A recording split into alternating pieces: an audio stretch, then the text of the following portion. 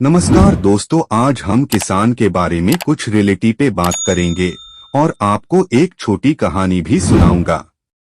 किसान को धरती पुत्र भी कहा जाता है। अमीर हो या गरीब, राजा हो या उद्योगपति, सभी का जीवन किसान की मेहनत पर आश्रित है। किसान दिन रात गर्मी, बारिश, ठंड की परवाह किए बिना अपने खेतों में अपने श्रम से फसलें उगाता है और वही अनाज पूरे देश के लोगों की भूख को शांत करता है। इसीलिए किसानों का महत्व शास्त्रों में भी वर्णित है। स्मार्टफोन, हाई स्पीड इंटरनेट और व्यस्त शहरी जीवन की दुनिया में हमारे अस्तित्व की रीढ़ किसानों को भूलना आसान है। चूंकि हम भव्य भोजन का आनंद लेते हैं और अपने पसंदीदा व्यंजनों का स्वाद चखते हैं, इसलिए भारतीय किसान के जीवन पर विचार करने के लिए कुछ समय निकालना आवश्यक है।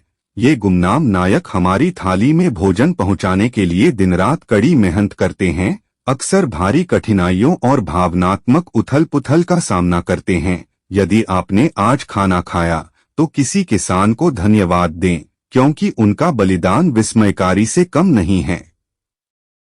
भारतीय किसान के लिए हर दिन की शुरुआत सूरज की पहली किरण से होती है। वे सुबह होने से पहले उठते हैं। उनके कठोर हाथों पर जमीन जोतने में बिताए गए अनगिनत घंटों के निशान होते हैं। मिट्टी से उनका जुड़ाव सिर्फ आर्थिक ही नहीं बल्कि आध्यात्मिक भी है। वे उस धरती की पूजा करते हैं जो उनका भरण पोषण करती है और उन फसलों का पोषण करती है जो देश को खिलाती हैं। किसानों की शुरुआत कब हुई थी? वर्ष 1928 में किसानों को बारदोली सत्याग्रह में सफलता मिली। वर्ष 1937 में किसान आंदोलन का एक नया दौर शुरू हुआ। वर्ष 1937 से 39 तक किसान आंदोलन के उत्कर्ष के वर्ष थे। किसानों में जागरूकता पैदा करने का मुख्य माध्यम था थाना, तालुका, जिला और प्रांत के स्तर पर किसान सभाएं या सम्मेलन आयोजित करना। किसानों की क्या क्या समस्या है? ये हैं भारतीय किसानों की मूल समस्याएं। भूमि पर अधिकार। देश में कृषि भूमि के मालिकाना हक को लेकर विवाद सबसे बड़ा है। फसल पर सही मूल्य। किसानों की एक बड़ी समस्या यह भी है कि उन्हें फसल पर सही मूल्य नहीं मिलता। अच्छे बीज, सिंचाई व्यवस्था, मिट्टी का क्षरण, मशीनीकरण का अभाव, भंडारण सुविधाओं का अभाव, परिवहन भी एक बाधा। आइए आपको किसान की एक छोटी सी कहानी सुनाता हूँ। सालों पहले एक नगर का राजा अपने राज्य में रात को अपना रूप बदलकर घूमता था। वो रूप बदलने के बाद लोगों से मिलकर अपने यानी राजा के बारे में जानने की कोशिश करता और उनकी समस्याओं को समझता था। एक रात जब वह नगर घूमकर आया तो अचानक जोर से बारिश होने लगी। उसने देर किए बिना एक गरीब के घर का दरवाजा खटखटाया। राजा के दरवाजा खटखटाने के बाद घर से एक व्यक्ति निकला। वह एक गरीब किसान था जो अपनी पत्नी और बच्चों के साथ रहता था। बारिश तेज थी तो किसान ने राजा को अंदर आने के लिए कहा। राजा ने घर में जाने के बाद पूछा, क्या आप मुझे कुछ खिला सकते हैं? मुझे बहुत तेज भूख लगी है।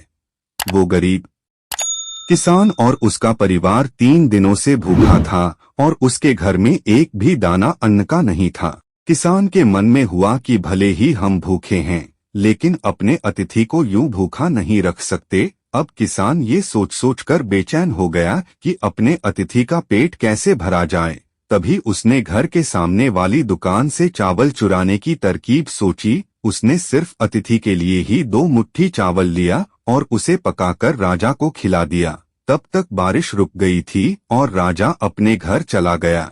दूसरे दिन दुकान का मालिक अनाज की चोरी की शिकायत लेकर राजा के पास पहुंचा। राजा ने दुकान के मालिक और उस गरीब किसान को अपनी सभा में प्रस्तुत होने का आदेश दिया। सबसे पहले सभा में पहुंचे किसान ने राजा के सामने जाकर अपनी चोरी का इल्जाम कबूल कर लिया और बीती हुई रात की पूरी बात राजा को बता दी। किसान राजा से कहता है कि मैंने चोरी की, लेकिन मेरे परिवार ने उस अनाज का एक निवाला भी नहीं खाया। गरीब किसान की बातें सुनकर राजा बहुत दुखी हुआ और उसने किसान को बताया कि अतिथि के रूप में मैं स्वयं तुम्हारे घर आया था।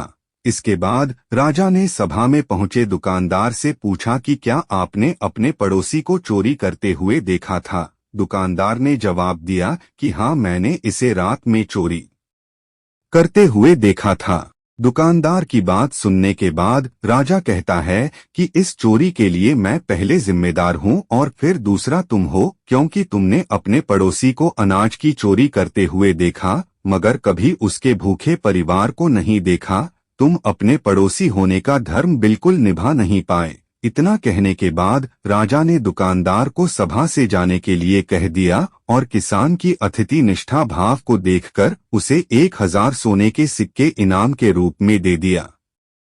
दोस्तों, हमारा ये वीडियो अच्छा लगा हो तो प्लीज आप लोग वीडियो को लाइक और चैनल को सब्सक्राइब कर देना।